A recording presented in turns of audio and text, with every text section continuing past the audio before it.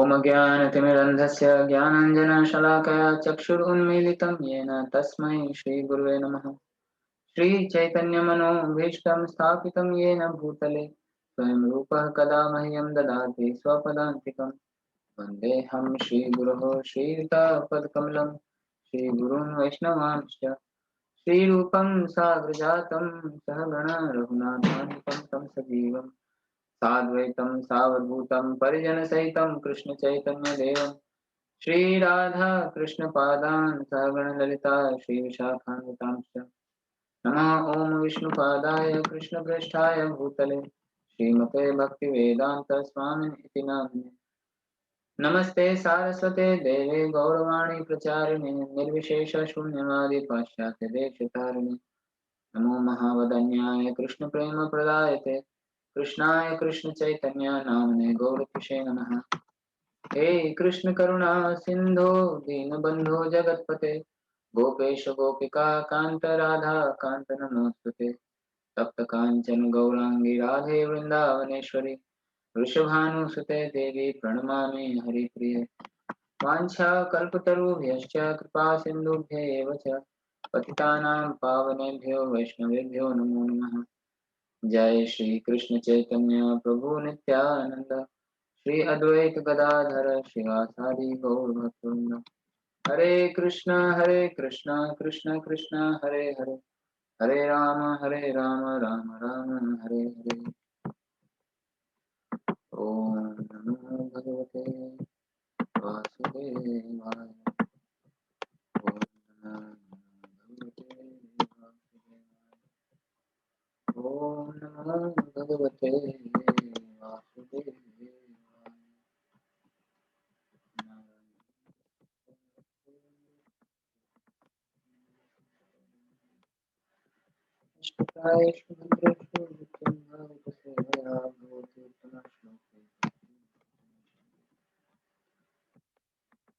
हरे कृष्ण। तो आज हम चर्चा कर रहे हैं श्रीमद् भागवतम स्कंद 1 अध्याय 1 श्लोक संख्या 12। अध्याय का शीर्षक है मुनियों की जिज्ञासा। आप लोग इतने दिनों से श्रवण करते आ रहे हैं। आज हम 12वां श्लोक सुनेंगे। तो पिछले श्लोक में आपने देखा कि सूत गोस्वामी को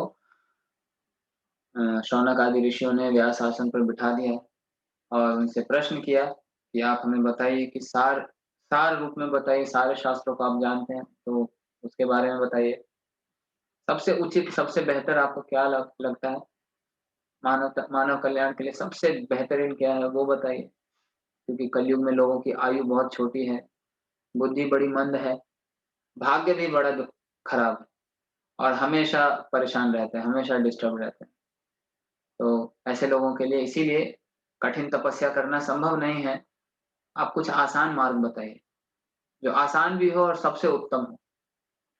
इस प्रकार से अभी शौनक आदि और प्रश्न पूछ रहे हैं। इस अध्याय में आप देखेंगे 6 प्रश्न पूछते हैं और ये 6 प्रश्न क्या हैं, एक एक करके एक आपने देख लिया। ये तीसरा प्रश्न पूछ रहे हैं। तो आप सभी ये अध्याय पढ़ रहे हैं और सुन रहे हैं तो नोट करके रखिएगा ये 6 प्रश्न कौन से पूछे उन्होंने। और उसके बाद फिर सूत गोस्वामी अगले अध्याय से बोलना शुरू करेंगे। तो आज के श्लोक में क्या पूछते हैं ये देखते हैं। तो आप लोग मेरे साथ उच्चारण कर सकते हैं अपनी जगह पे श्लोक का।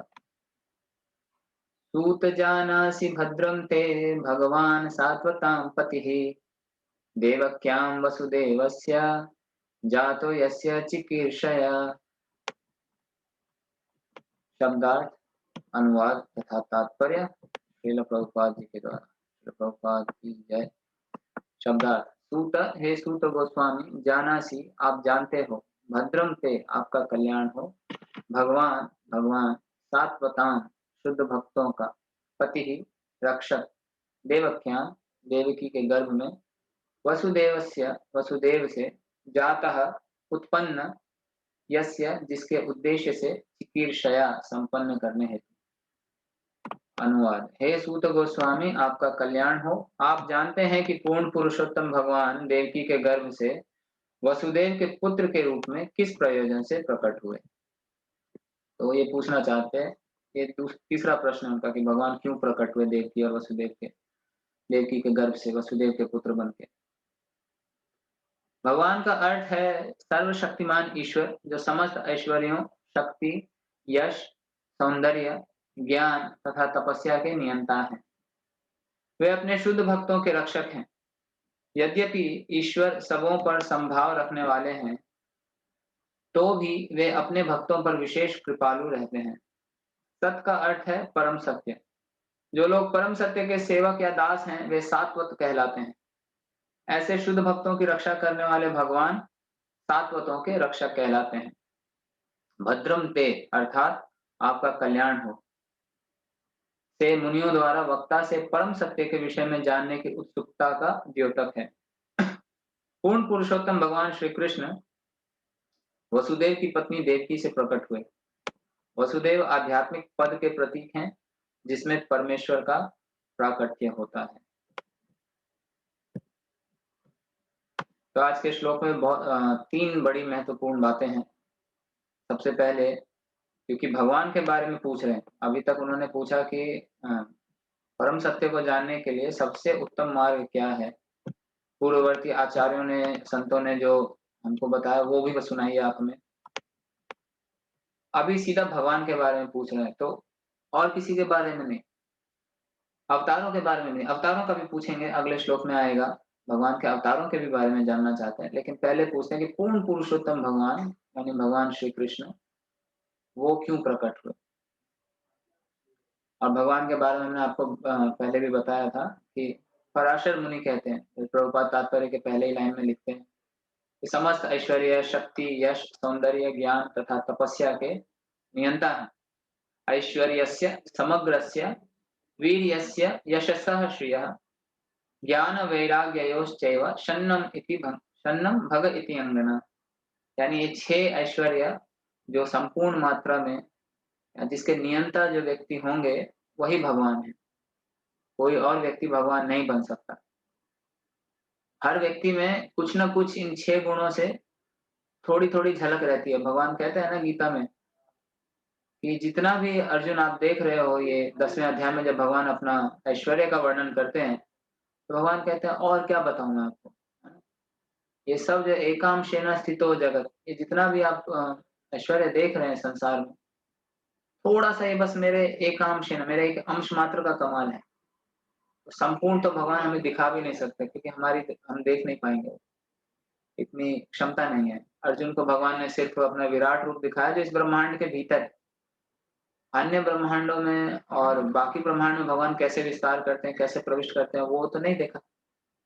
तो हम बहुत छोटे हैं, भगवान विभु हैं, हम अणु हैं। तो भगवान की विभुता और अपनी अणुता ये दोनों समझना बड़ा ही मुश्किल है। ये एक तरह से नामुमकिन है कि हम कितने छोटे हैं, इसका एहसास जितना ज़्यादा मात्रा में होता जाएगा, उतनी विनम्रता आती है। और जितनी विनम्रता आएगी, उतना आध्यात्मिक ज्ञान अंदर जाएगा, उतना आध्यात्मिक ज्ञान का पालन हो पाएगा। और भगवान कितने विभु हैं, इसको भी समझना संभव ही नहीं है। क्योंकि शास्त्र कहते हैं भगवान खुद नहीं जानते कि वो कितने शक्तिशाली हैं। भगवान का ऐश्वर्य कितना वो खुद नहीं जानते। अरे! ऐसा कैसे कि भगवान तो सब कुछ जानने वाले हैं, तो भगवान कैसे अपने बारे में नहीं जानते? तो दोनों ही बातें हैं, भगवान जानते भी हैं, भगवान नहीं भी जानते। भगवान को अभी पता है कि मेरी शक्तियाँ इतनी हैं, अगले क्षण वो बढ़ जाती है। कंटीन्यूअसली लगातार भगवान की शक्तियाँ और ऐश्वर्य विस्तारित हो रहे हैं और ये कब तक होंगे? अनंत काल तक, कोई सीमा नहीं है। आध्यात्मिक जगत में किसी चीज़ की कोई सीमा नहीं है, भगवान की शक्तियों की सीमा नहीं है। हर क्षण बढ़ रहा है। जैसे समुद्र में लहरें हर क्षण आते रहती है, काउंट नहीं कर सकते आप, कितनी लहरें हैं। तो भगवान जब तक समुद्र रहेगा तब तक लहरें रहेंगी, तो कोई गिनती नहीं है। फिर भी गिनती हो सकती है। भागवतम कहता है, ब्रह्मा जी कहते हैं 10वां स्कंद, अभी हमारे मंदिर में 10वां स्कंद चल रहा है। तो 10वें स्कंद के 14वें अध्याय में ब्रह्मा जी की प्रार्थनाएँ आती हैं। बहुत सुंदर प्रार्थनाएँ हैं। ब्रह्मा जी कहती हैं, ऐसा हो सकता है, कोई ऐसा समय आ जाए कि ये सारे ब्रह्मांड में कितने धूल के कण हैं। आप सोचने का प्रयास करिए कि स सिर्फ़ एक धरती को, सिर्फ़ जहाँ हम रह रहे हैं, जिस टाइल के ऊपर मैं बैठा हुआ हूँ, अगर सिर्फ़ उस टाइल को पाउडर करके मैं धूल के कण बना दूँ, तो क्या उस धूल के कण को गिना जा सकता है? संभव नहीं है ना। कितना ज़्यादा नंबर होगा। ब्रह्मा जी कहते हैं, हो सकता है कि पूरे ब्रह्मांड के सारे तत्वों को मिला के जितने धूल के कण बनते होंगे ना, वो सारे गिन लिए जाएँ, ऐसा हो सकता है। लेकिन भगवान के गुणों की सीमा नहीं पा सकता कोई। भगवान इतने हैं। अनंत शेष भगवान जिन पे विराजते हैं, वो अनंत शेष भगवान के ही विस्तार हैं। वो सेवक भगवान हैं। भगवान विष्णु, कृष्ण सेव्य भगवान हैं। अनंत शेष के कितने फन हैं पता है आपको? टीवी में दिखाते हैं 5, 10, 20 नहीं, हज़ारों अनंत फन है, इसलिए उनका नाम ही है अनंत। वो अपने अनंत मुखों से, अनंत काल से, भगवान के अनंत गुणों से एक गुण का बखान किए जा रहे हैं और अभी तक पार नहीं पाए। यानी भगवान के सारे गुणों का अगर एक पुस्तक बना लिया जाए, जिसका साइज़ पता नहीं क्या होगा, उसका प्रथम प्रथम पृष्ठ पे ही है अभी तक वो। कितने समय से? अनंत काल से। पहला ही पेज खत्म नहीं हो रहा है, भगवान के गुण इतने। आप कहेंगे ये हमारे हमको कुछ तो पता चले। हम हमारी बुद्धि के अनुसार हमारी जितनी क्षमता है उतना ही हमें पता पड़ेगा। हाँ, श्री वैष्णव संप्रदाय में एक आचार्य हुए, वेदांत देशिका, और ये आचार्य एक बार गए श्रीरंगम दर्शन करने, और वहाँ पे जब ये आपने सुना होगा पहले भी कि भगवान का जो दर्शन होता है तो वो 3 अलग-अलग द्वार से होता है। पहले द्वार से मुखड़ा, बीच के द्वार से भगवान का अ, मिडल पोर्शन यानी नाभि, जहाँ से ब्रह्मा की उत्पत्ति होती है, और तीसरे द्वार से चरण दर्शन होता है, क्योंकि 18 फीट लंबा विग्रह है भगवान का। तो जब चरणों का दर्शन किया उन्होंने, फिर चरण से दर्शन शुरू करते हैं। चरणों का दर्शन किया तो वहीं पे स्तुति चालू कर दी। 1000 श्लोक रच डाले सिर्फ चरणों की महिमा पे। काफ़ी समय निकल गया, उसके बाद आ गए, दर्शन बंद हो गए। भक्तों ने पूछा कि दर्शन कर लिया आपने? बोला मैं चरण से आगे बढ़ ही नहीं पाया। चरण के ही इतने गुण गाने लग गए। तो ऐसा नहीं है कि अतिशयोक्ति कर रहे हैं, एक्ज़ैजरेट कर रहे हैं, नहीं। भगवान के गुण हैं इतने। हमें बस हमारी बुद्धि के अनुसार थोड़ा बहुत शास्त्रों में दिया गया है। इसका मतलब ये नहीं कि मैंने शास्त्र पढ़ लिए, समझ लिया, तो भगवान को पूरी तरह से समझ जाऊँगा, संभव नहीं है। क्योंकि वेद स्वयं नहीं जानते भगवान के बारे में। श्रीमद् भागवतम का 10वाँ स्कंद का अंतिम अध्याय जो है, वह वेदों द्वारा स्तुति। ये चारों वेद भगवान के पास खड़े होके प्रतिदिन, जब भी सृष्टि का प्रारंभ होता है, सृष्टि के प्रारंभ में ये चारों वेद भगवान के सामने खड़े होकर भगवान को जगाते हैं, स्तुति करते हैं। ये चारों वेद भगवान के पास जाके और भगवान के गुण गा रहे हैं। वो बहुत लंबा अध्याय है 10 में। प्रैक्टिकली पूरे भागवतम में सबसे बड़ा अध्याय वही है, वेदों द्वारा स्तुति। सारा भगवान के बारे में जितना तत्व है, वो सब उसमें बस बताया हुआ है। तो वेद स्वयं बोल रहे हैं। वो कहते हैं कि हम भी नहीं जानते आपके बारे में। क्योंकि भगवान कहते हैं ना, वेदांत कृत वेद विद एव चाहम्। मैं ही वेदों का संकलन करता हूँ। मैं ही वेदों का ज्ञाता हूँ। वेदों द्वारा जानने योग्य भी मैं ही हूँ। तो इसीलिए कोई नहीं बता सकता उनके बारे में पूरी तरह से। तो हम हमारे क्षमता के अनुसार जितना समझ सकते हैं, उतना ही समझ के शुद्ध हो सकते हैं, और शुद्ध होके हमारी जो सेवा है, नित्य सेवा है भगवान के धाम में, उसमें लग जाना, ये हमारे स्वरूप की सिद्धि है। तो ये हैं भगवान। आगे कहते हैं प्रभुपाद तात्पर्य में कि वे अपने शुद्ध भक्तों के रक्षक हैं। क्या मतलब? भगवान सिर्फ शुद्ध भक्तों की रक्षा करते हैं क्या? बाकियों की रक्षा नहीं करते? भगवान सबकी रक्षा करते हैं। जो नास्तिक है, उसको भी हवा, पानी सब कौन दे रहा है? भगवान ही दे रहे हैं। विशेषकर शुद्ध भक्तों की बात क्यों कही गई है यहाँ पे? प्रभुपाद लिखते हैं क्या और तात्पर्य में, भगवान समभाव रखने वाले हैं। यद्यपि ईश्वर सबों पर समभाव रखने वाले हैं, तो भी वे अपने भक्तों पर विशेष कृपालु रहते हैं। क्या मतलब? पार्शियलिटी, भगवान में पार्शियलिटी है। भगवान एक तरफ कह रहे हैं समोहम सर्वभूतेषु, ये भगवत गीता का 9वाँ अध्याय 29वां श्लोक। कहते हैं समोहम सर्वभूतेषु न मे द्वेष्यो अस्ति न प्रिय। मैं समभाव रखने वाला हूँ, मैं किसी से द्वेष नहीं करता, कोई मेरा विशेष प्रिय नहीं है। अगली लाइन में बोल देते हैं, ये भजन्ति तु मां भक्त्या मयि ते तेषु चाप्यहम्। जो मेरा भजन करता है, जो मेरी भक्ति करता है, उसके प्रति मैं विशेष झुकाव रखता हूँ।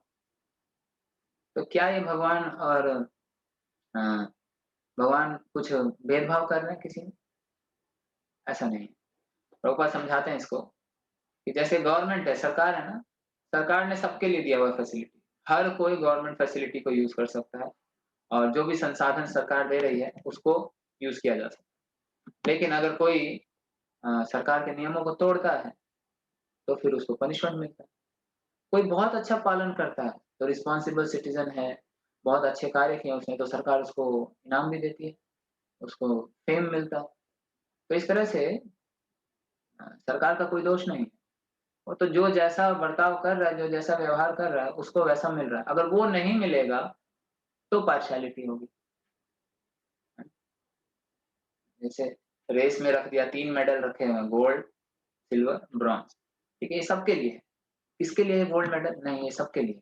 जो भी पार्टिसिपेट कर रहा है गेम में, सबके लिए। अरे! ऐसे कैसे? हाँ, जो भी लाइन पे आएगा उसको मिल जाएगा। जो पहले पहुँचेगा उसको गोल्ड मिलेगा, सेकंड नंबर पे पहुँचेगा सिल्वर, थर्ड पे पहुँचेगा ब्रॉन्ज। तो ये जज लोग पार्शियलिटी नहीं कर रहे हैं। हमारी क्षमता के अनुसार हम कितना भगवान के पास जाना चाहते हैं, कितना भगवान से संबंध रखना चाहते हैं, भगवान उतना ही ये यथा माम प्रपद्यन्ते तां तथैव भजामि अहम्। सिर्फ हम ही भजन नहीं करते भगवान का, भगवान कहते हैं मैं भी अपने भक्तों का भजन करता हूँ। भगवान कहते हैं नारद मुनि से भक्ति की महिमा और भक्तों की महिमा बताते हुए नारद मुनि से कहते हैं हालाँकि तो भगवान तो सब जगह हैं, वैकुंठ में हैं, इस भौतिक जगत में, कण-कण में हैं, हमारे हृदय में। लेकिन भगवान कहते हैं नारद मुनि से, नाहं तिष्ठामि वैकुंठे, हे नारद मैं वैकुंठ में भी नहीं हूँ, नहीं मिलूँगा वहाँ पे। चलो वैकुंठ चलते हैं भगवान का दर्शन करने। ना, नाहं तिष्ठामि वैकुंठे योगिनां हृदयेषु वा, ना मैं योगियों के हृदय में हूँ। तो योगी लोग तपस्या करके भगवान को हृदय में देखने का प्रयास कर रहे हैं, बोलते हैं मैं वहाँ भी नहीं हूँ। नाहं तिष्ठामि वैकुंठे योगिनां हृदयेषु वा, यत्र गायन्ति मद्भक्ताः, जहाँ पे मेरे भक्त मेरा गायन कर रहे हैं, तत्र तिष्ठामि नारदः, वहाँ पे मैं विराजमान हूँ। क्या मतलब इसका? इसका मतलब ये, भगवान तो है हर जगह, लेकिन भगवान को कौन समझ सकता है, कौन भगवान के साथ आदान-प्रदान कर सकता है? भगवान का भक्त। योगी देख भी लेगा तो क्या करेगा? देख के खाली शांत रस में रहेगा, हाँ, भगवान इतने सुंदर हैं। कोई आदान-प्रदान नहीं है। भगवान सक्रिय है, आत्मा सक्रिय है, शांत नहीं रह सकता है। इस बंधन में जब हम इतने उछल-कूद रहे हैं, मुक्त हो जाएँगे तो कैसे शांत हो जाएँगे? तो योगी शांति प्राप्त करना चाहता है, भगवान करे, कुछ तो कर रहा है, शांति मिल जाएगी। चलो कोई वैकुंठ प्राप्त करने का प्रयास करे, तो वैकुंठ क्यों? जब तक सेवा नहीं करेगा, वैकुंठ में आके करेगा क्या? तो इसलिए भगवान कहते हैं मैं वहाँ नहीं हूँ। कहने का मतलब मुझे पूरी तरह से कौन समझ सकता है, मेरे भाव को कौन समझ सकता है? मेरा भक्त, जो मेरे गुणों का गायन कर रहा है, दूसरों को बता रहा है। आप तात्पर्य डेली ये जो क्लास होती है, तो इसके बाद इस श्लोक का तात्पर्य खुद से भी पढ़ा करें। बहुत लोग पढ़ते हैं, जो नहीं पढ़ते पढ़िए इस तात्पर्य को। एक-एक वाक्य बड़ा महत्वपूर्ण है। दूसरे श्लोक के इसी अध्याय के दूसरे श्लोक के तात्पर्य में लिखते हैं प्रभुपाद। आध्यात्मिक ज्ञान spiritual knowledge can be assimilated when one hears and explains to others। आध्यात्मिक ज्ञान तभी आपके अंदर प्रवेश करेगा, तभी आपके जीवन में, ज़हन में उतरेगा, जब आप उसको सुनेंगे और दूसरों को एक्सप्लेन करेंगे। इसको कहते हैं श्रवण और इसको कहते हैं कीर्तन। क्योंकि श्रवण करने से 50% याद रहेगा। ठीक है, अच्छा श्रवण किया, बहुत अच्छा श्रवण किया। श्रवण करने से शुद्धता हो जाती है। परीक्षित महाराज तो सिर्फ 7 दिन श्रवण किए ना, श्रवण करके फिर चले गए। लेकिन वैसा श्रवण होना चाहिए, तो वो एक मार्ग है। कीर्तनम, सुखदेव गोस्वामी कीर्तन करते थे, मतलब भागवतम के ऊपर चर्चा कर रहे हैं। लेकिन बेहतरीन है, सबसे आसान क्या है, जितना सुना उतना बोल दो, एक्सप्लेन कर दो दूसरों को, प्रचार कार्य में लग जाओ। जब भगवान के गुणों का जब हम गान करते हैं, भगवान के संदेश को जब हम रिपीट करते हैं, दूसरे को समझ आना है, हमको समझना है। और ये समझना जैसे आपका मैथ्स या दूसरे सब्जेक्ट्स हैं, फिज़िक्स, इस तरह समझना नहीं। उसका भाव क्या है, उसको कैसे अप्लाई करना है, जब आप दूसरों को बताते हैं तब समझ में आता है कि अच्छा ये व्यक्ति यहाँ पर है, इसको इतना बताना है, इसको ऐसे एक्सप्लेन करना है। फिर अपने जीवन में भी अरे हाँ, मैं दूसरों को बता रहा हूँ, मुझे अपने जीवन में कैसे उतारना है, ये भी समझ में आता है। तो ये सबसे उच्च तरीका है भगवान के बारे में समझना, जानना, गायन करना। भगवान कहते हैं जहाँ मेरा गायन होता है, मैं वहाँ पे निवास करता हूँ। तो इस तरह से भगवान किसी से द्वेष नहीं करते। भगवान किसी से ज़्यादा प्रिय भी नहीं है। लेकिन भक्त क्योंकि भगवान से ऐसा आदान-प्रदान चाहता है, इसीलिए भगवान उसके साथ वैसा व्यवहार करते हैं। प्रभुपाद दूसरा उदाहरण देते हैं, हाई कोर्ट का जज है। हाई कोर्ट का जज थोड़ी किसी का दुश्मन है। किसी को बोलता है to be hanged till death, किसी को कहता है रिहा कर देता है, किसी को सज़ा मिलती ही नहीं, अवार्ड मिलता है। तो वो तो बस अपना काम कर रहा है। हमने कैसा व्यवहार किया है, उसके अनुसार हमको फल मिलता है। इसलिए भगवान ईर्ष्या नहीं रखते किसी से और जिसके हृदय में ईर्ष्या नहीं है, भगवान उसके हृदय में वास करते हैं। इस श्लोक के अंतिम लाइन में क्या कहते हैं प्रभुपाद कि शुद्ध भक्तों की रक्षा करने वाले भगवान सात्वतों के रक्षक कहलाते हैं। भगवान वसुदेव की पत्नी देवकी के गर्भ से प्रकट हुए। वसुदेव का अर्थ क्या है देखिए, वसुदेव मतलब शुद्ध सत्व। शुद्ध सत्व मतलब हमने 3 गुणों के बारे में सुना, सतोगुण, रजोगुण, तमोगुण।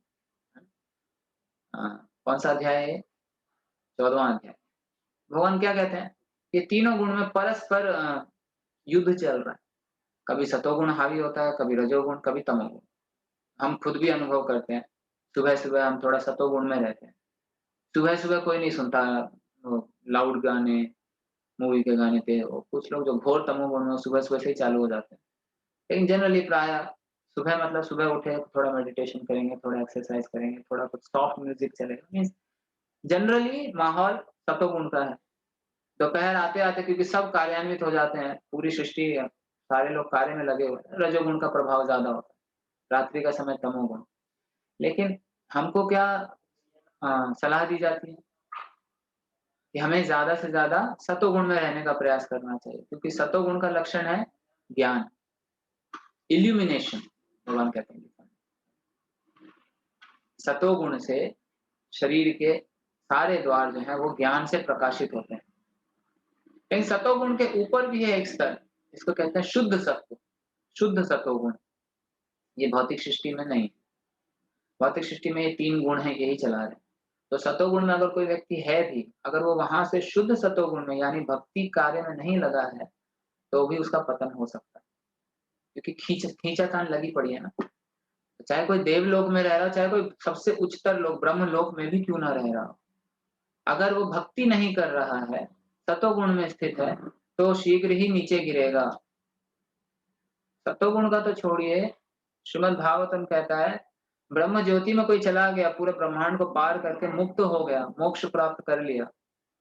आध्यात्मिक जगत में नहीं गया, लेकिन ब्रह्म ज्योति में लीन हो गया। वो भी वापस आता है, वो भी नहीं टिकेगा वहाँ पे हमेशा के लिए, वो भी वापस आएगा। तो जब तक शुद्ध सत्व मतलब जो भगवान का अपना स्वभाव है, अपना गुण है, किसी प्रकार का कोई कल्मश नहीं है। तो उस स्तर पे जब तक कोई व्यक्ति नहीं आता, तब तक भगवान का प्राकट्य नहीं होता। शुद्ध सत्व में कैसे आएँगे? भक्ति के कार्य से, हरिनाम से आएँगे, भागवत से पढ़ क्योंकि भागवत क्या है? भागवत सात्वत संहिता है। जैसे सात्वत अभी आपने अर्थ देखा, सात्वत मतलब ऐसे शुद्ध भक्तों की रक्षा करने वाले भगवान, सात्वतां पतिः, असली पति भगवान, पति मतलब रक्षक। यहाँ पे कोई हमारा रक्षक नहीं है, कोई पति नहीं, असली पति भगवान। हम सब प्रकृति हैं, स्त्री, स्त्री मतलब प्रकृति और भगवान पुरुष है, भगवान ही पति है।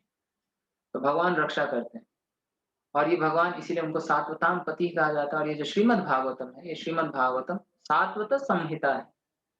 वेदों के वाक्यों को संहिता कहा जाता है। अलग-अलग जो विभाग हैं वेद में, तो जो टेक्स्ट है, टेक्स्ट को हम संहिता कहते हैं। तो ये भी एक संहिता है, भागवत संहिता। कैसी संहिता है? सात्वत संहिता, शुद्ध भक्तों की। इसमें सिर्फ शुद्ध सतोगुण है और कुछ नहीं। अलग-अलग कल्प में अलग-अलग भक्तों के माध्यम से व्यास देव जी हमें दिखा रहे हैं कि भगवान की भक्ति करने से ये होगा, नहीं करने से क्या होगा। आप इंद्र के कई लीलाएँ देखेंगे इसमें, गजेंद्र की मोक्ष लीला देखेंगे इसमें। महाराज इंद्रद्युम्न का देखेंगे, महाराज चित्रकेतु का, ऐसे बहुत सारे जो प्रसंग हैं, इससे क्या दिखाया जा रहा है कि जब तक व्यक्ति संसार में फँसा रहता है, गुणों में फँसा रहता है, तब तक कष्ट भोगता है। फिर चाहे वो इंद्र ही क्यों ना हो। लेकिन जब भगवान की भक्ति में लग जाता है तो भगवान के धाम में भगवान के ही जैसा रूप प्राप्त करके भगवान के धाम चला जाता है। और ऐसा करते-करते 9 स्कंद तक पढ़ते-पढ़ते 10वें स्कंद में आप प्रवेश करेंगे कि परम भगवान श्री कृष्ण, उनके साथ तो उठ-बैठ के मतलब कबड्डी भी खेल सकते हैं, कुश्ती भी कर सकते हैं, कंधे पे भी चढ़ सकते हैं, भगवान ऐसे हैं, पूर्ण पुरुषोत्तम भगवान ऐसे हैं। तो ये शुद्ध सत्वगुण का स्तर है। सत्वम विशुद्धम वसुदेव शब्दितम, जो परम सत्य है वो वसुदेव स्थित, इसीलिए उनका नाम है वासुदेव। तो वसुदेव और देव की ये साधारण व्यक्ति नहीं है। आप आगे और सुनेंगे इनके बारे में। ये भगवान के शुद्ध भक्त हैं, नित्य पार्षद हैं, ये आते हैं। भगवान जब भी लीला करने आएँगे, ये भगवान के साथ ही प्रकट होंगे। सांसारिक दृष्टि से दिखता है, शास्त्रों में हमको पता चलता है कि उन्होंने तपस्या की, कई लाखों साल की तपस्या की। वरदान माँगा कि हमको आपके जैसा पुत्र चाहिए, भगवान कहते हैं ठीक है, मेरे जैसा कोई है नहीं, मैं ही आता हूँ। 1 जन्म क्या 3 जन्म आऊँगा। ये हमारे लिए बाहरी दृष्टि, लेकिन वसुदेव देवकी भगवान के नित्य पार्षद है, हमेशा रहते हैं भगवान के साथ। तो भगवान जब भी प्रकट होंगे, भगवान किसी ऐरे-गैरे व्यक्ति के आदमी यहाँ पे तो आएँगे नहीं। भगवान किसके यहाँ आएँगे? भगवान के शुद्ध भक्त के यहाँ पे आएँगे। तो भगवान भक्ति देख रहे हैं। अगर हम इस स्तर पे नहीं हैं, तो भगवान को देख नहीं सकते। हाँ, लेकिन श्रवण हर स्तर पे कर सकते हैं। श्रवण श्रवण ऐसा माध्यम है, भगवान का नाम और भगवान का रूप एक ही है। लेकिन भगवान के रूप को देखने के लिए शुद्धता चाहिए। दुर्योधन भी देख रहा था, दुशासन भी देख रहा था, शिशुपाल भी देख रहा था, जरासंध भी देख रहा था। इन सब असुरों ने देखा ना भगवान को। कोई समझ पाया ये भगवान? लेकिन अर्जुन भी देख रहे थे, माता कुंती भी देख रही हैं। माता कुंती देख रही हैं, अरे बाँध दिया। जब भगवान को यशोदा मैया ओखली से बाँध रही थी, कुंती महारानी वहीं पे थी। उनका मायका है ना, नंद बाबा उनके भाई हैं, चचेरे भाई। कुंती महारानी वहीं पे थी उस दिन। वो देखी अरे! कुंती महारानी जानती हैं कौन है, छोटा बच्चा थोड़ी है। ये सारे विष्णु का भी स्रोत है। कुंती महारानी देख रही है कि जिस व्यक्ति से जिन भगवान से भय भी भयभीत होता है, वो आज रो रहे हैं यशोदा मैया का डंडा देख के, आँखें मसल रहे हैं और नाटक नहीं कर रहे, असली में रो रहे हैं। कुंती महारानी भी जानती है, वो भी देख रही है। तो कैसे देख पा रही है? दिख रहा है बच्चा, लेकिन देख रही है भगवान को, भगवान के को जानती है क्योंकि शुद्ध स्तर पे है। हम भी इस शुद्ध सत्व में जब तक नहीं आएँगे, तब तक भगवान का दर्शन संभव नहीं है। लोग चैलेंज करते हैं, भगवान दिखाइए, भगवान है तो दिखते क्यों नहीं? अरे तुम्हारी आँखें पहले डेवलप करिए, ये प्लाज़्मा की आँखें नहीं देख सकती। प्रेमांजना चुरित भक्ति विलोचनेन, ब्रह्मा जी कहते हैं, भक्ति के अंजन से जब आँखों में काजल लग जाएगा ना, तब भगवान दिखेंगे। नहीं तो भगवान सामने प्रकट भी हो जाएँगे ना चतुर्भुज रूप लेके भी, मैं ही हूँ, कोई जादूगर है लगता है, कोई भूत है, भाग जाएँगे, देखेंगे नहीं भगवान। तो भगवान को देखने के लिए शुद्ध स्तर चाहिए, शुद्ध सत्व चाहिए। ईर्ष्या रहित होना चाहिए व्यक्ति को। भगवान किसी से ईर्ष्या नहीं करते, इसी प्रकार जो व्यक्ति भगवान से और भगवान के लोगों से ईर्ष्या नहीं करता, वही भगवान को प्राप्त कर सकता है। भगवान एक और अवतार हुआ भगवान का दत्तात्रेय। दत्तात्रेय किनके पुत्र हुए? अत्रि मुनि और माता अनुसुईया। अत्रि, अत्रि, त्रि मतलब 3, 3 गुण, सतोगुण, रजोगुण, तमोगुण। मीन्स उल्टा, यानी जो व्यक्ति तीनों गुणों से परे है, यानी शुद्ध सत्व में है। और अनुसूया, भगवान कहते हैं अर्जुन को गीता में, प्रवक्ष्यामि अनसूयवे, हे अर्जुन मैं तुमको ये परम ज्ञान दे रहा हूँ, क्यों? क्योंकि तुम मुझसे ईर्ष्या नहीं करते, अनसूयवे। तो कोई जब तीनों गुणों के परे है और ईर्ष्या रहित है, जब ऐसा मिलन होता है, तो भगवान दत्तात्रेय प्रकट होते हैं। ये भगवान सिखा रहे हैं, क्यों अत्रि और अनुसूया के यहाँ प्रकट हुए? क्योंकि एक ईर्ष्या रहित है, ये तीनों गुणों से परे है। तो हमारा हृदय भी जब हम तीनों गुणों से उठ जाएँगे, हृदय ईर्ष्या रहित हो जाएगा, तो भगवान वहाँ अपने आप प्रकट हो जाएँगे। भगवान हैं, हमको दिखने लगेंगे। तो क्योंकि बाकी कोई भी नहीं कर रहा, जो भगवान के धाम प्रकट करना चाहता है, कुछ ना इच्छा है। योगी जो भगवान को देखना चाहता है, वो अभी भी अपने ऊपर निर्भर कर रहा है। भक्त पूरी तरह से भगवान पर निर्भर है, भगवान रक्षा करेंगे। भक्त को नहीं चाहिए सिद्धियाँ, भक्त को नहीं चाहिए निधियाँ, जो योगी प्राप्त कर लेता है। भक्त जानता है जब सिद्धियाँ दिखानी होंगी, भगवान दिखाएँगे। मैं क्यों अपना टाइम खराब करूँ? प्रहलाद महाराज कभी नहीं बोले, हिरण्यकशिपु ने वरदान प्राप्त करके इतना ताकतवर हो गया, मुझे तंग करता रहता, मैं भी भगवान की भक्ति करके ताकत प्राप्त करूँगा, हिरण्यकशिपु को हरा दूँगा। नहीं, ज़रूरत नहीं। जब ज़रूरत पड़ेगी भगवान आके करेंगे। लेकिन फिर भी ईर्ष्या नहीं थी, द्वेष नहीं था, क्रोध नहीं था, हिरण्यकशिपु से भी कोई क्रोध नहीं उनको। भगवान आए प्रहलाद महाराज से कहते हैं, "क्या चाहिए? कुछ माँगो।" बोले, "चाहिए ही नहीं।" बोला, "अरे! तो मुझे बुलाया क्यों?" मैंने कहा, "मैंने नहीं बुलाया।" वो पिताजी कह रहे थे, "खंभे में है क्या?" तो मैंने बोला, "हाँ, है।" उन्होंने खंभा फोड़ दिया, आप प्रकट हो गए। मैंने तो बोला ही नहीं आप आ जाओ। भगवान हँसने लगे। भगवान कहते, "ठीक है, मेरी इच्छा है, कुछ तो माँग लो। ठीक है, मेरी इच्छा है कि मेरे अंदर कोई इच्छा ना रहे।" भगवान कहता, "अरे यार!" भगवान का भक्त ऐसा है। तो बोलते, "ठीक है, कुछ और माँगो।" बोलता, "अच्छा मेरे पिताजी हैं ना, उन्होंने बड़ा अपराध किया आपके प्रति, उनको माफ़ कर दीजिए, उनको मुक्त कर दीजिए।"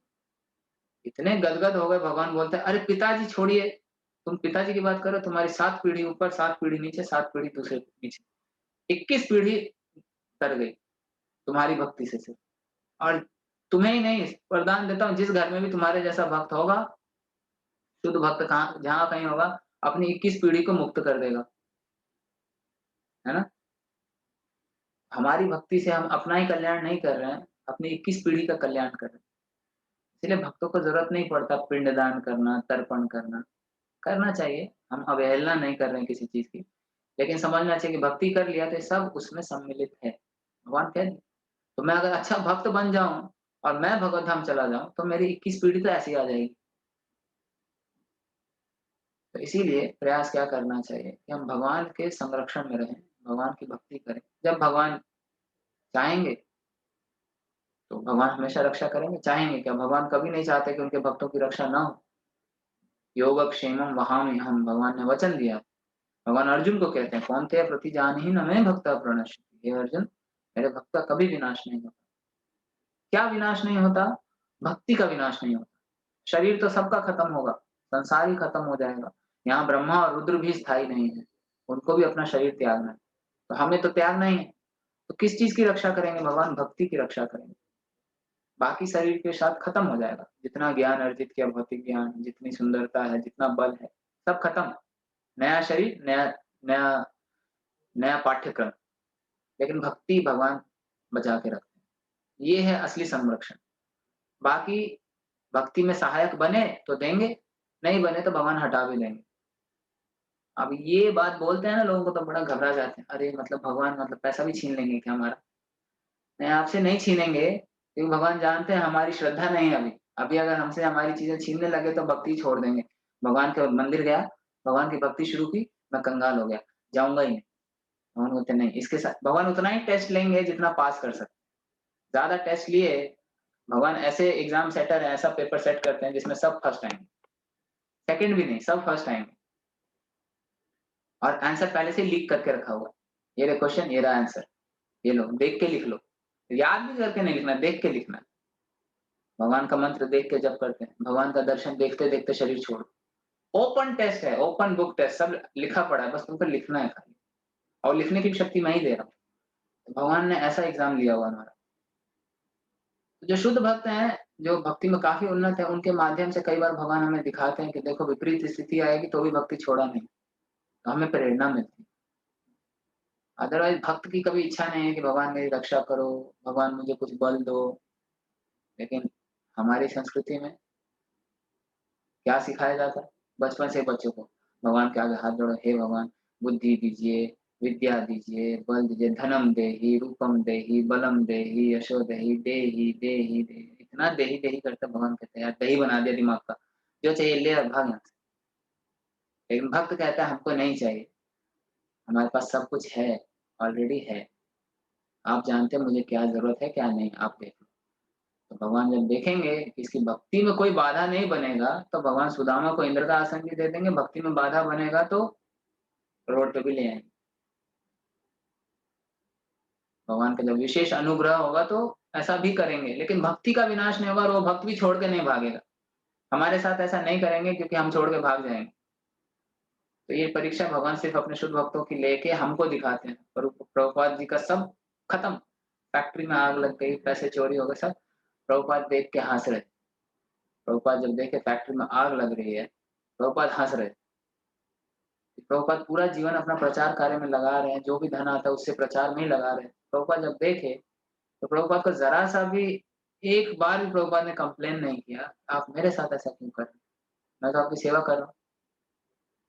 खुश हो गए, प्रभुपाद हँसने लगे और प्रभुपाद को उस समय पे वो श्लोक याद आया, यस्याहम् अनुगृह्णामि हरिष्ये तद्धनम शनैः, जिसके ऊपर मेरी विशेष अनुकंपा होती है, उसका मैं सब कुछ छीन लेता हूँ। फिर क्या होता है, उसके रिश्तेदार, उसके सब कोई उसको धुतकार देते हैं, "यार ये हमारे किसी काम का नहीं है, पैसा नहीं दे रहा, आप किसी काम का नहीं है।"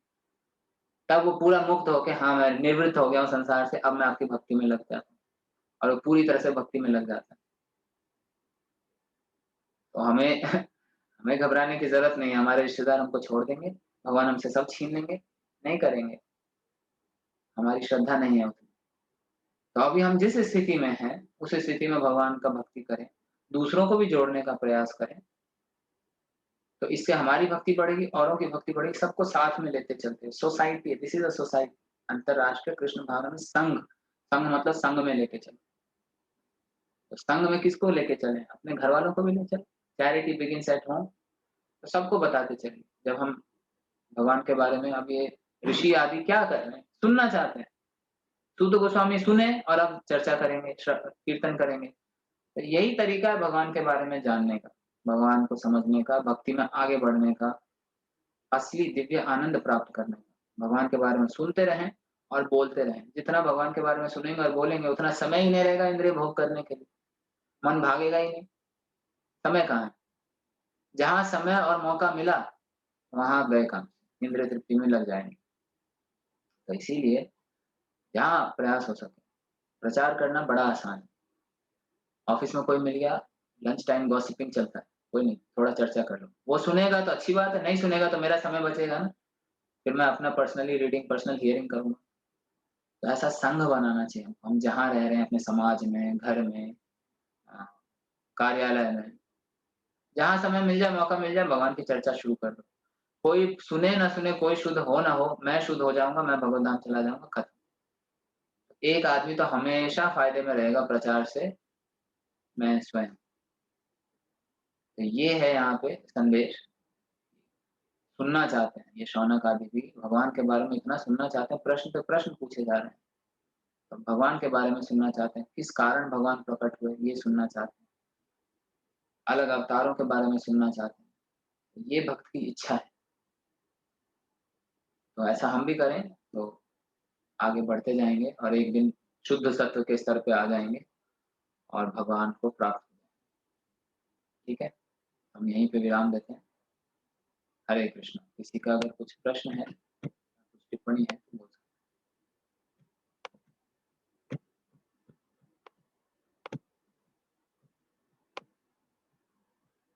हैं। यस, नयन प्रभु।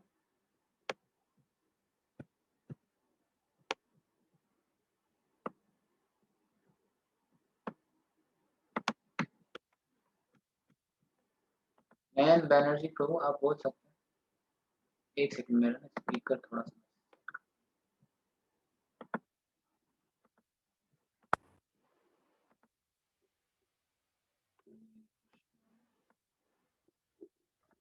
एक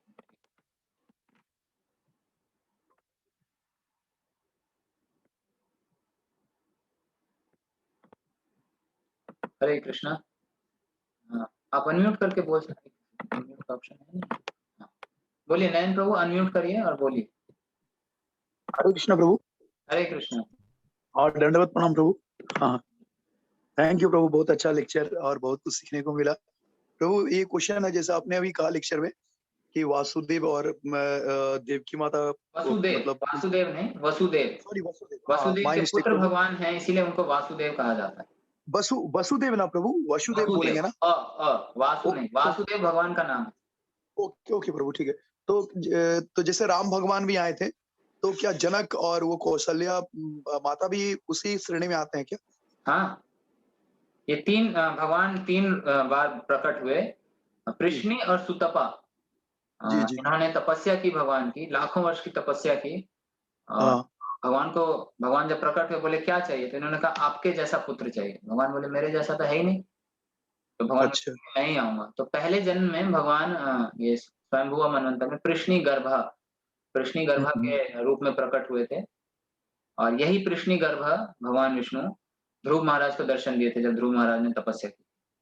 ओह! फिर दूसरे बार यही पृश्नी और सुतपा अ, आपके अदिति और कश्यप इसके रूप में वो भगवान वामन देव प्रकट हुए और तीसरे बार देवकी और वसुदेव। और उसी प्रकार से एक और 2 जोड़ी हुए दारा और द्रोण। दारा और द्रोण, अच्छा। ये वसु थे, द्रोण एक वसु थे, इन्होंने भी तपस्या की। इन्होंने भी जी। भगवान को तपस्या करके प्रसन्न किया। भगवान बोले क्या चाहिए? बोले आप चाहिए। आपके जैसा नहीं चाहिए, आप चाहिए। आपके जैसा पुत्र नहीं, आप ही चाहिए पुत्र रूप में। भगवान बोले ठीक है आता हूँ। तो यही द्रोण, दारा, यही देवकी कौशल्या और दशरथ महाराज और यही फिर नंद बाबा और यशोदा। इसी प्रकार से माता सीता, ये भी जनक महाराज के यहाँ पे प्रकट हुई। तो जनक महाराज और उनकी पत्नी सुनैना, ये भी नित्य वो हैं। ये जी सब भी प्रभु। पार्षद हैं भगवान के। दिखता है कि तपस्या करके आगे जा मतलब भगवान को प्राप्त किए हैं, वो बस हमारे उसके लिए यहाँ पे आए, तपस्या किए, फिर भगवान को प्राप्त किए, वो हमें सिखाने के लिए। नहीं तो ये भगवान के धाम से आते हैं और भगवान के ही साथ रहते हैं। जी प्रभु। ठीक है प्रभु। और ओके प्रभु, हरे कृष्णा। भगवान के साथ जितने भी हैं, उनके माता-पिता, उनके भाई, जी बंधु, प्रभु। दोस्त, ये सब हाँ, नित्य पार्षद। अच्छा वो लोग सब फिर आते हैं ना भगवान के यस, साथ? हाँ, ओके। जी प्रभु। हरे ठीक है कृष्ण। प्रभु। हरे कृष्णा प्रभु, हरे कृष्णा। यस, प्रतिमा माता जी। हरे कृष्ण प्रभु जी। हरे कृष्ण। प्रभु जी, अगर हम डेली गीता रीड करते हैं तो हमें मिनिमम कितने श्लोकास रीड करने चाहिए ताकि हमें उसे याद भी रहे और हम उसके नोट्स बना के रख पाए? मिनिमम हाँ, 700, क्योंकि गीता में भगवान ने 700 ही दिए हैं। ठीक है। ये मिनिमम है। तो भगवान ने ऑलरेडी मिनिमम दिया है। हमें रिमेम्बर रहे तो उसके लिए क्या हमें श्लोका सारे याद होने चाहिए? ऐसा ज़रूरी नहीं है, अगर श्लोकों का उच्चारण कर सकते हैं अच्छी बात है, कंठस्थ होता है बहुत अच्छी बात है। अगर नहीं हो रहा तो ये कोई बाधा नहीं है भक्ति में। हाँ, तो जितना हो सके उतना प्रयास करिए, जितना पढ़ रहे हैं श्लोकों का उच्चारण करिए, क्योंकि ये श्लोक जो है ना वेदों के, भागवत के, गीता के, ये मंत्र हैं। ये बस ऐसे ही नहीं लिखे हुए हैं, भगवान के मुख से निकले हैं ना, तो ये मंत्र हैं। तो जब हम इनका उच्चारण करते हैं तो हमारी जीवा शुद्ध होती है, हम आध्यात्मिक विकास करते हैं। तो जितना हो सके उतना प्रयास करिए, जितने श्लोक आप पढ़ सकते हैं एक दिन में उतना श्लोक पढ़िए। हरे बार-बार कृष्ण। दोहराने से, बार-बार पढ़ने से वो स्मरण रहता है। ओके प्रभु जी। हरे कृष्ण। यस, स्नेहलता माता जी। हरे कृष्णा प्रभु जी। हरे कृष्ण। प्रभु जी, ये जो 6 क्वेश्चन पूछे गए हैं इसमें शुरू में, ये क्वेश्चन मतलब कौन-कौन से एक बार रिवाइज करवा दीजिए। अभी हुआ नहीं, आज तो सिर्फ तीसरा प्रश्न था ये। नहीं, इस आज अध्याय तो के तीसरा खत्म है। होते-होते आपको पता पड़ेगा कि 6 प्रश्न क्या पूछे उन्होंने, ऋषियों ने, हाँ जी, सूत हाँ गोस्वामी। जी। सूत गोस्वामी जी से जो ऋषियों हाँ, ने पूछे हैं। अभी तक आपने देखा, पहला पहला क्वेश्चन क्वेश्चन था 9वें श्लोक में आपने देखा, 9वें श्लोक में पूछते हैं कि आपने सारे शास्त्र पढ़े हैं जो अंजसा कहते हैं, अंजसा मतलब जो कंडेंस मतलब सबसे उच्चतर है, सबसे बेहतर है, वो बताइए। फिर आज पूछ रहे हैं कि आप जानते हो किस कारण भगवान देवकी और वसुदेव के यहाँ प्रकट हुए, ये भी बताइए। हाँ जी, हाँ जी। आज का ये था ना, भगवान कैसे प्रकट हुए देवकी के गर्भ से, हाँ जी, किस कारण से? किस क्यों कारण से प्रकट हाँ, हुए, किस कारण से प्रकट हुए, ये बताइए। आज का फिर क्वेश्चन ये था। हाँ जी, अगले श्लोकों में भी आप और देखेंगे क्या प्रश्न पूछे। हाँ जी। और पहला क्वेश्चन था कि मानवता के लिए कल्याणकारी वस्तु क्या है? यस, बहुत अच्छा। हाँ जी, वस्तु। दूसरा था सारे शास्त्रों का सार, शास्त्रों का सार चुन के बताइए। और तीसरा आज का हुआ ये तीसरा भगवान आज का का। ठीक है प्रभु जी। हरे कृष्ण। तो हम 1-2 प्रश्न और लेंगे, 8 बज गया है, मुझे खुद टेम्पल भागवतम में जाना है। चक्रवर्ती प्रभु जी आज क्लास दे रहे हैं, इंग्लिश में होगा क्लास, उनका यूट्यूब चैनल चक्रवर्ती दास इंग्लिश पे लाइव आएगा, आप लोग देख सकते हैं जो भी इंग्लिश में सुनना चाहते हैं। 1-2 प्रश्न और लेंगे। विष्णु नवानी प्रभु।